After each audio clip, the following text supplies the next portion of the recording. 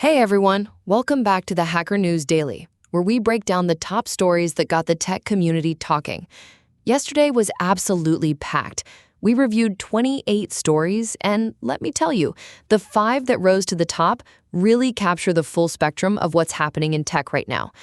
We've got Google shaking up the AI image generation space with some seriously controversial decisions, a mind-blowing conclusion to one of the most impressive reverse engineering projects we've ever seen, and some pretty heated debates about AI agents taking control of our browsers. Plus, we're diving into privacy rights in the digital age and wrapping up with a story that might fundamentally change how America thinks about strategic industries. So buckle up. These were the stories that dominated Hacker News yesterday, and trust me, there's a lot to unpack here. All right, shifting gears here to something that's got the Hacker News crowd absolutely buzzing. We're talking about Gemini 2.5 image, which Google just dropped on us with the rather mysterious codename Nano Banana. And folks, this one's racking up over 1,000 points and nearly 500 comments, so clearly something interesting is happening here. So what's the big deal? Well, Google's essentially thrown down the gauntlet in the AI image generation space with what they're calling a state-of-the-art model that can do some genuinely impressive tricks. We're talking about blending multiple images together seamlessly, keeping characters consistent across different generations, which is huge for anyone doing visual storytelling. And here's the kicker. They're pricing this thing at just under 4 cents per image. That's $0.039 to be exact, which is honestly kind of wild when you think about what some of the competition is charging. The community reaction has been, let's call it, enthusiastically complicated. On one hand, you've got people calling this a GPT-4 moment for image editing, and when you look at the technical specs, you can see why they're excited. There's been a 171 ELO point jump in performance, which, for those keeping score at home, that's a massive improvement. Users are reporting that the prompt adherence is fantastic. You tell it what you want, and it actually listens, which I know that sounds like it should be table stakes, but anyone who's wrestled with AI image generators knows that's not always the case. But here's where things get spicy, and the comments section really lights up. Google's safety restrictions are driving people absolutely up the wall. Apparently, the model straight up refuses to edit human images in many cases, and users are calling this decision everything from overly cautious to completely useless for real-world applications. One commenter put it pretty bluntly. They said this makes the tool dead on arrival for professional work where you need to, actually edit photos of people. What's fascinating, though, is the technical capabilities that are working. People are using this for manga colorization, photo restoration, and the multi-image blending feature is getting particular praise. You can apparently feed it several images and say something like, combine these, but make it look like a sunset scene, and it just does it. The natural language editing is pretty slick, too. Instead of fiddling with masks and layers, you just tell it what you want changed in plain English. Now, not everyone's drinking the Kool-Aid here. There's this user, Crustacean Soup, who's basically saying, hold up, I can't reproduce any of these advertised examples. They're using the exact same prompts from Google's demo and getting completely different results, which that's concerning if you're thinking about building anything serious on top of this. And get this, despite all the hype, it still can't correctly render a piano keyboard. Like the keys are all wrong, which is one of those classic AI doesn't actually understand the world tells that we keep seeing. It's a reminder that even with all these improvements, we're still dealing with systems that are pattern matching, rather than truly understanding what they're creating. The pricing strategy is really interesting here. At $30 per million output tokens, with each image costing about 1,290 tokens, Google's clearly going for market penetration over profit margins. They're basically daring developers to not use this, especially when you compare it to subscription models from Midjourney or per-image costs from other providers. Oh, and can we talk about the elephant in the room? What on earth is Nano Banana? Nobody seems to know why Google chose this codename, and the speculation in the comments ranges from it's completely random to theories about some obscure technical reference. Classic Google, honestly. Build something impressive and then name it something that makes absolutely no sense. The bigger picture here is that Google's making a serious play to own the developer mindset in AI image generation. They've updated their AI studio significantly, making it dead simple to build and deploy image editing apps. You can literally write a single prompt, test it out, and deploy it directly from their studio. That's the kind of developer experience that could really shift the landscape, assuming they can work out these safety restriction issues that are frustrating so many potential users. Speaking of impressive technical achievements that push the boundaries of what's possible, let's talk about something that makes Google's AI work look like child's play, at least in terms of sheer determination and technical brilliance. Next up, let's talk about dissecting the Apple M1 GPU, the end. And wow, what an incredible journey this has been. This story has absolutely exploded on Hacker News with almost 800 points, and for good reason. It's the final chapter in one of the most impressive reverse engineering feats we've seen in recent years. So, picture this. It's December 2020, Apple has just released their M1 chips, and everyone's blown away by the performance. But there's a catch. If you want to run Linux on these machines, you're completely out of luck with graphics. No documentation, no drivers, nothing. Enter Alyssa Brosenzweig, who at the time was just 18 years old and decides, you know what, I'm going to figure out how this GPU works from scratch. And here's where it gets wild. She actually did it. Starting with absolutely nothing, no documentation from Apple, no leaked specs, just raw determination and some seriously impressive technical skills. Within weeks, she's drawing triangles on screen. Within a year, she's got 3D games running. The whole progression is just mind-blowing when you think about it. What really strikes me about this whole story is the philosophy she mentions. In 3D graphics, once you can draw a triangle, you can do anything. It's such a simple statement, but it captures something profound about how complex systems are built from fundamental building blocks. That first triangle she rendered wasn't just pixels on a screen. It was proof that the entire Apple Silicon graphics stack could be conquered. The collaboration aspect here is fascinating too. You've got Hector Martin kicking off the entire Asahi Linux project, Alyssa working on the OpenGL drivers and shader compilers, and then Asahi Lina jumping in to develop the kernel driver. It's this perfect example of open source at its absolute best. Talented people coming together, each bringing their expertise to solve what Apple probably thought was an impossible problem for outsiders. And get this, Alyssa was doing all of this while she was a student at the University of Toronto and working part-time at Collabora. The Hacker News comments are filled with people basically saying, I can barely manage one of those things. How is she doing all three? There's this genuine sense of awe in the community, and honestly, it's completely justified. Now, the story does have some interesting wrinkles. One commenter raised a pretty valid point. Why hasn't Apple gone after this project legally? They've pursued other projects like Corellium for iOS virtualization, but here's a team literally reverse engineering their proprietary GPU architecture, and Apple's been silent. Maybe they secretly appreciate having Linux support for their hardware, or maybe they just recognize that fighting this would be terrible PR. Hard to say. There's also some concern brewing in the community about the project's future. With Alyssa now at Intel and some other key contributors moving on, people are worried that M3 and newer chip support might not happen, or at least not at the same breakneck pace we've seen so far. It's a valid concern.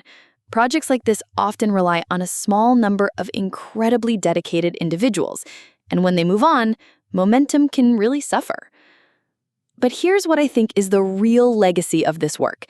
It's proven that even the most locked-down proprietary hardware can be opened up with enough skill and determination. Alyssa and the team have essentially given the finger to the idea that modern hardware is too complex for independent developers to tackle. They've shown that with the right approach, you can take on Apple, and win. The technical achievement alone is staggering. We're talking about reverse engineering a completely custom GPU architecture, writing compiler backends, dealing with memory management, power states, all the intricate details that make modern graphics work, and making it stable enough that people are actually daily driving Linux on their M1 and M2 Macs, with, as the article puts it, almost all hardware working, wireless, audio, and full graphics acceleration. You know what really gets me? She was 18 when she started this. By 23, she'd essentially cracked one of the most sophisticated pieces of consumer hardware on the planet. It makes you wonder what else is possible when you combine that level of talent with the open source ethos of, let's just figure this out together. Now, from humans gaining control over machines to machines potentially gaining control over our browsing, let's talk about something that's making a lot of people nervous. Claude for Chrome. All right, now we're diving into something that's got the Hacker News crowd pretty fired up. Claude for Chrome. Anthropic just announced they're piloting a browser extension that basically lets Claude take the wheel while you're browsing the web. And wow, the reactions are something else. So here's what's happening. Anthropic is testing this extension with about 1,000 of their Max Plan users, and it's essentially giving Claude the ability to see what you see in your browser and actually do things for you. We're talking clicking buttons, filling out forms, scheduling meetings, even handling expense reports. It's like having an AI assistant that can actually use your computer the way you do. And you know what? Anthropic's being pretty upfront about why they're doing this now. They literally said that browser-using agents powered by frontier models are already emerging, which, between the lines, sounds like they're feeling the competitive heat. Everyone's racing to get their AI agents actually doing stuff in browsers because, let's face it, that's where most of our work happens these days. But here's where it gets really interesting. And by interesting, I mean controversial. The Hacker News discussion on this, nearly 400 comments worth, is absolutely tearing into the security implications. One commenter called it the lethal trifecta of security vulnerabilities, and honestly, they might have a point. You've got an AI with access to your private data, it's exposed to whatever random, untrusted content is on the web, and it can communicate externally. That's basically the perfect storm for security nightmares. The thing that really caught my attention is this stat Anthropic shared. Even after implementing their safety measures, they're still seeing an 11% attack success rate from prompt injection attempts. 11%. Think about that for a second. That means roughly 1 in 10 times someone tries to trick Claude through hidden instructions in web content. It works. Imagine if your browser had a security vulnerability that worked 11% of the time. You'd uninstall it immediately, right? And the technical challenges go way beyond security. Several developers in the comments are sharing their own experiences trying to get LLMs to automate browser tasks. And it's not pretty. One person mentioned that these models just lose context too easily. Like, they'll forget what they were doing halfway through filling out a form, or they can't handle something as simple as radio buttons properly. The information density of modern web pages are apparently just too much for current AI models to process reliably. There's this fascinating philosophical thread running through the discussion, too.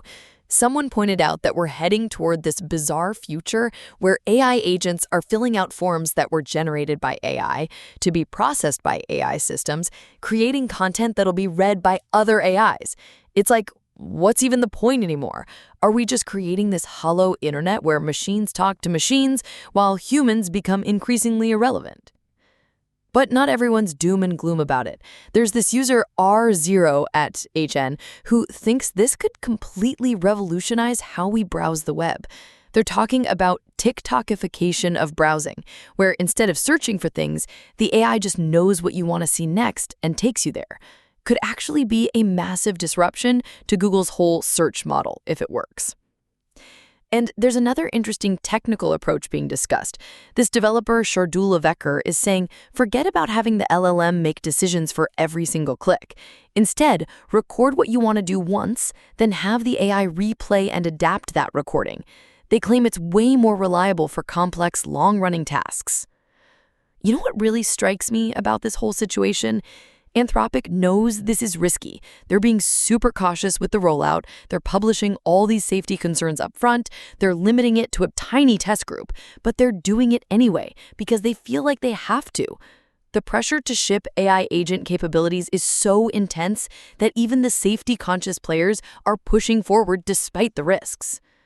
I think we're at this really weird inflection point where everyone knows these browser-controlling AIs are coming whether we like it or not, but nobody's quite figured out how to make them both useful and safe. It's like we're collectively holding our breath, watching these companies inch towards something that could either be incredibly powerful or incredibly dangerous, or probably both. The fact that Anthropic is calling this capability inevitable tells you everything you need to know about where we're headed. Ready or not, our browsers are about to get a whole lot smarter, or at least they're going to try to be. And speaking of technology getting access to our personal data, let's shift to a story about setting some boundaries on that access. All right, now we're diving into something that really got the hacker news community fired up. The Michigan Supreme Court just ruled that unrestricted phone searches violate the Fourth Amendment. This one pulled in over 500 points and sparked some pretty intense discussion about privacy rights in the digital age.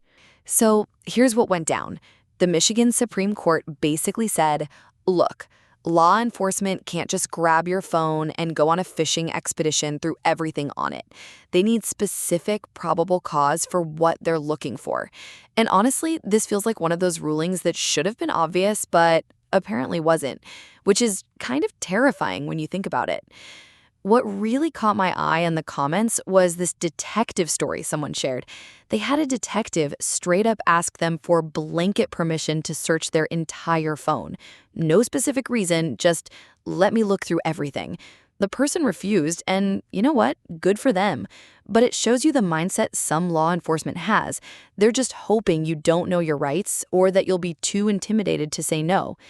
The community discussion got really interesting when people started talking about parallel construction. This is where it gets sketchy. Apparently, some cops will search your device broadly first, find something interesting, and then retroactively create a justification for why they needed to look in that specific place.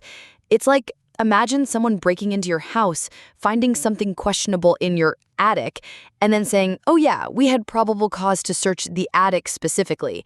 That's not how it's supposed to work, folks. But here's the kicker that one commenter pointed out, and this is where it gets really wild. The entire state of Michigan actually falls within what's called the 100-mile border zone. In this zone, the Fourth Amendment protections are already significantly weakened for border-related searches. So you've got this state Supreme Court saying, hey, unrestricted phone searches are unconstitutional, but at the same time, federal border agents could potentially still do expanded searches because borders, I guess. The legal gymnastics here are mind-boggling.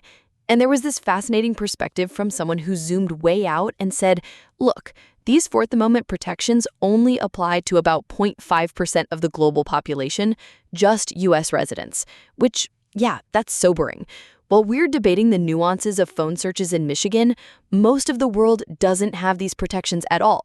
It really puts things in perspective about how privacy rights aren't universal. They're very much dependent on where you happen to live. What struck me most about the discussion was this underlying frustration with how law enforcement keeps trying to push boundaries. Multiple people shared stories about cops asking for way more access than they legally needed, hoping people would just comply. There's this pattern of ask for everything, hope they don't know better, and if they do know their rights, well, no harm in trying, right? Except there is harm. It erodes trust between police and communities. The technical folks in the comments also brought up some interesting points about device encryption and how this ruling might interact with things like biometric unlocking. Like, if they can't do unrestricted searches, but they can compel you to use your fingerprint to unlock your phone in some jurisdictions, where does that leave us? It's this constant cat and mouse game between privacy advocates and law enforcement. You know what's really telling? Nobody in the comments was arguing that police should have unrestricted access to phones. Even the more law and order types were like, yeah, get a specific warrant. The consensus was pretty clear. Our phones contain our entire digital lives now. Banking, medical info, private conversations, photos.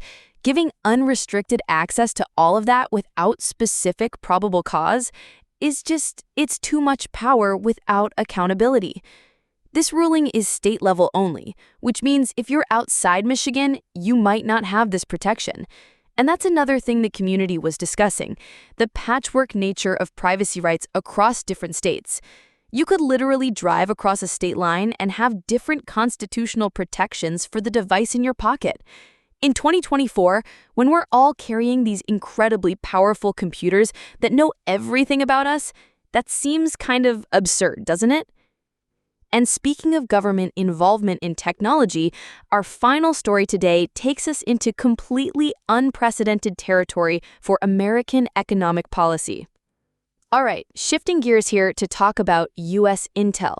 And no, not intelligence agencies, but rather the U.S. government taking a massive equity stake in Intel Corporation.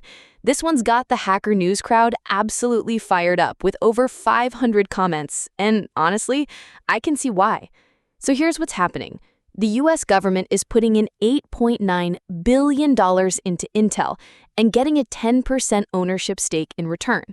Now, if you're thinking, wait, isn't America supposed to be all about free markets and keeping government out of business? Well, you're not alone. This is genuinely unprecedented territory from modern American economic policy. The article's author actually defends this move, which is interesting because they're swimming against a pretty strong current of criticism here. Critics like Scott Lincecum are basically saying this is abandoning everything America stands for economically. And look, I get both sides of this argument, but let me break down why this is such a fascinating moment. On one hand, you've got the national security angle, right? We're living in a world where Taiwan produces something like 90% of the world's most advanced chips through TSMC. And with China's increasingly aggressive stance toward Taiwan, yeah, that's keeping a lot of people in Washington up at night. The nightmare scenario is waking up one day and finding out that all our chip supply is either controlled by China or just gone. Your iPhone, your car, military equipment, everything modern runs on these chips. But here's where it gets really interesting from the Hacker News discussion. Tons of commenters are pointing out that Intel's problems aren't really about money. They've been losing talent to companies like Apple and Nvidia for years. They've fallen behind TSMC technologically. We're talking multiple generations behind at this point. And their execution has been, let's just say it's been rough. Remember when they couldn't get 10 nanometers working for like 5 years while TSMC just kept trucking along? One commenter made this brilliant point. They said, imagine if the government had taken a 10% stake in Kodak to save American film photography. Would that have stopped digital cameras from taking over? Probably not, right? And that's kind of what we might be looking at here with Intel. What's fascinating is how this mirrors what other countries do. Germany owns a chunk of Volkswagen, has for decades. China's government is deeply involved in their tech sector, obviously. South Korea basically built Samsung with government backing. So in some ways, America's actually late to this party, but that doesn't mean it's necessarily the right move. The discussion also brought up this alternative approach that I thought was pretty clever. Instead of pumping billions into Intel, why not invest in smaller, more nimble fab companies? Or push hard into RSV5 and open source chip designs? One person argued that most systems don't even need cutting-edge processors. Your washing machine doesn't need a 3-nanometer chip, you know? But then you get the counter-argument, which is, look, Intel might be struggling, but they're still the only American company that can even theoretically compete at the highest levels of chip manufacturing. AMD doesn't make their own chips anymore. They use TSMC.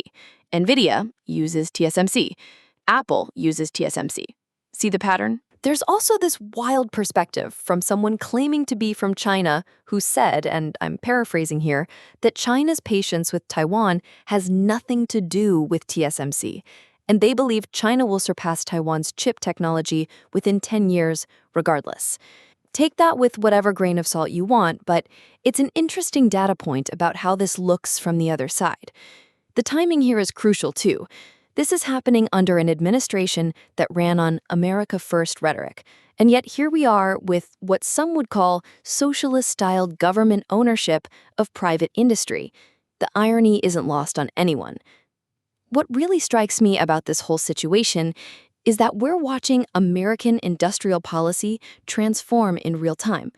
For decades, the gospel has been that government should stay out of picking winners and losers, let the market decide, all that jazz.